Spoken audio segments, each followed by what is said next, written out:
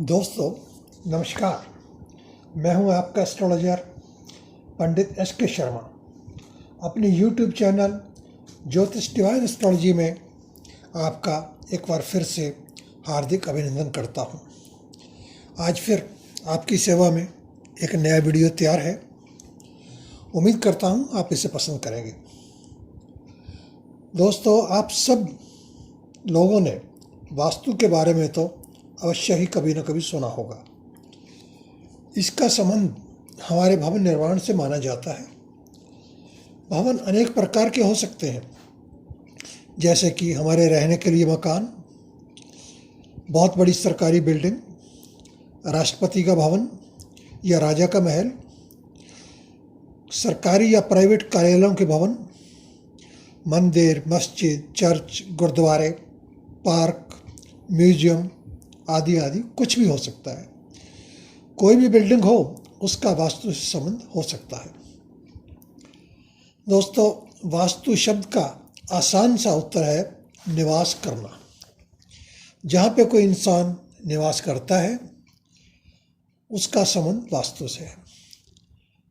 वास्तुशास्त्र की जानकारी आज से हजारों साल पहले हमारे आदि ग्रंथों में पाई जाती है। आज से लगभग 30-40 साल पहले इस विषय पर हम ज़्यादा विचार नहीं करते थे, लेकिन वर्तमान समय में पिछले तकरीबन 10-15 सालों से वास्तुशास्त्र के बारे में बहुत कुछ सुनने को मिलता है। हर व्यक्ति वास्तु की बात करता है। हर घर में कोई ना कोई वास्तु दोष निकाला जाता है। आज इसी विषय पर हम आपको कुछ आवश्यक जानकारी देंगे। आशा है आपको ये पोस्ट अवश्य पसंद आएगी। दोस्तों, वास्तुशास्त्र का वर्णन हमारे प्राचीन ग्रंथ ऋग्वेद में मिलता है, जो कि विश्व का सबसे प्राचीन ग्रंथ माना जाता है। वास्तुशास्त्र का मुख्य उद्देश्य हमारा कल्याण करना ही है। अगर हम वास्तुशास्त्र में दिए गए निर्देशों का अनुकरण करें, तो हम सुख शांति के साथ उस भवन का प्रयोग कर सकते हैं जिस उद्देश्य के लिए भवन का निर्माण किया गया है। जब हम वास्तु की बात करते हैं, तो अक्सर हमारे पढ़ने सुनने में आता है वास्तु पुरुष का नाम।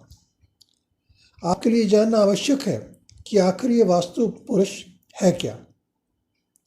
आप में से काफ़ी भाई बहनों को पता होगा कि हमारे प्राचीन ग्रंथों में वर्णन है कि एक बार भगवान शंकर और राक्षस अंधकासुर का भीषण युद्ध हुआ, जिसमें अंधकासुर मारा गया।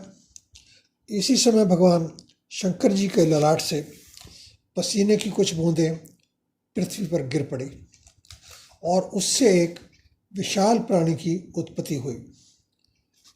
इस प्राणी ने अंधक के सारे रक्त का पान कर लिया, लेकिन फिर भी उसकी तृप्ति नहीं हुई।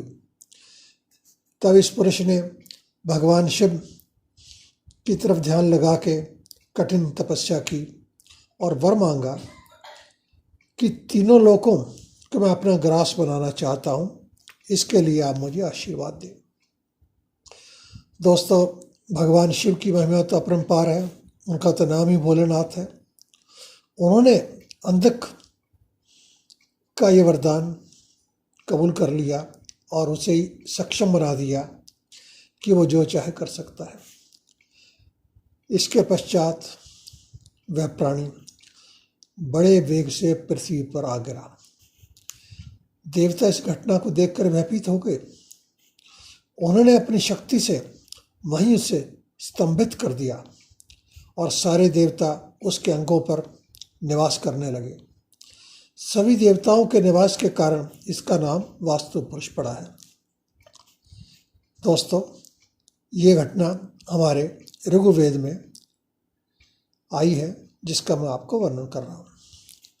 हमारे शास्त्रों में वास्तु के मुख्य उपदेशकों में अनेक ऋषि मुनियों का नाम आता है, जिसमें सर्वप्रथम भगवान शंकर जी, भगवान वासुदेव, ब्रह्मा जी, ऋषियों में बृहस्पति जी, अत्रि जी, भृगु जी, बृहस्पति जी, विश्वकर्मा जी आदि आदि अनेक महान ऋषियों मुनियों का नाम आता है, जिन्होंने वास्तु के बारे में काफ़ी कुछ हमें ज्ञान दिया है।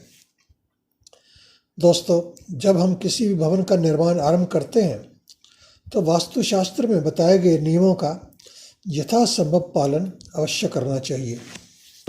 हालांकि ये संभव नहीं है, क्योंकि आज के समय में ऐसे नियमों का पालन करने में बहुत ही कठिनाई आती है। इसके बारे में आगे चल के दूसरे या तीसरे पार्ट में इसका वर्णन करूँगा। सर्वप्रथम हमें वास्तु के हिसाब से दिशाओं का ज्ञान अवश्य होना चाहिए, क्योंकि वास्तु में दिशाओं को बहुत ही महत्वपूर्ण माना जाता है। इसके बगैर हम आगे नहीं बढ़ सकते। दोस्तों, वास्तु के हिसाब से टोटल 9 दिशाओं का विचार किया जाता है, जो इस प्रकार से हैं। नंबर 1, ईशान दिशा, जिसे इंग्लिश में नॉर्थ ईस्ट कहते हैं। नंबर 2 पे पूर्व दिशा, जिसे इंग्लिश में ईस्ट के नाम से जाना जाता है। नंबर 3, आग्नेय दिशा, जिसे इंग्लिश में साउथ ईस्ट का नाम दिया गया है। नंबर 4 पे उत्तर दिशा, जिसे इंग्लिश में नॉर्थ के नाम से जाना जाता है। 5वीं दक्षिण दिशा, जिसे हम इंग्लिश में साउथ के नाम से जानते हैं। 6ठा है वायव्य दिशा, जिसे इंग्लिश में नॉर्थ वेस्ट के नाम से जाना जाता है। 7वां है पश्चिम दिशा, जिसे इंग्लिश में हम वेस्ट के नाम से जानते हैं। 8वीं है नैत्रीय दिशा, जिसे इंग्लिश में साउथ वेस्ट के नाम से जाना जाता है। और 9वां बिंदु है केंद्र का, जिसे हम सेंटर कहते हैं, केंद्र मान लेते हैं। इस प्रकार ये सब मिला के 9 दिशाएं बन जाती हैं। दोस्तों, वास्तु का विषय बहुत ही विशाल है। आज की पोस्ट में ये सारी बातें की चर्चा करना बहुत कठिन हो जाएगा। वास्तु के बारे में मैं आने वाले समय में कुछ और पोस्ट भी निकालूंगा, जिससे आपको इन चीज़ों के बारे में काफ़ी जानकारी मिल जाएगी। खाली जानकारी ही नहीं मिल जाएगी, मैं कुछ ऐसी बातें भी आपको बताऊंगा जिसे सुन के आपके मन के सारे संशय दूर हो जाएंगे और आप वास्तु के नाम से बिल्कुल भी घबराएंगे नहीं। इस बात को भी मैं क्लियर कर दूंगा कि वास्तु दोष के निवारण के लिए आसानी से हमें क्या करना चाहिए। आज के समय में वास्तु के नाम पे बहुत बड़ी बड़ी ठगी हो रही है। बहुत से ऐसे वास्तु कलाकार, सलाहकार, पंडित, उपदेशक बैठे हुए हैं जो वास्तु दोष के बारे में आपको इतना भयभीत कर देंगे कि आप परेशान हो जाओगे और उसके बदले में आपसे बहुत मोटी मोटी रकम वसूल करने के चक्कर में पड़ जाते हैं और बहुत से लोग उनके झांसे में आ भी जाते हैं। तो ऐसे लोगों से सावधान रहने के लिए ही मैं आपको आने वाले समय में बताऊंगा कि वास्तु दोष वास्तव में क्या है और क्या नहीं है और इसका समाधान हम कैसे कर सकते हैं। तो दोस्तों, आशा करता हूँ आपको यह पोस्ट पसंद आएगी। कृपया लाइक का बटन अवश्य दबाएं। कमेंट बॉक्स में आपके कमेंट्स का हमें शायद में इंतज़ार रहता है। आप कुछ भी प्रश्न हमसे पूछना चाहते हैं तो कमेंट बॉक्स में डाल सकते हैं। इसके अतिरिक्त आप व्हाट्सएप से भी हमें संपर्क कर सकते हैं। व्हाट्सएप पे हम आपके मैसेज ले सकते हैं, लेकिन बात नहीं कर पाएंगे। आप चाहें तो हमें फेसबुक, ट्विटर, इंस्टाग्राम आदि पर भी फॉलो कर सकते हैं। दोस्तों, आज के लिए इतना ही। अब आपसे आगे चाहता हूँ। बहुत बहुत धन्यवाद।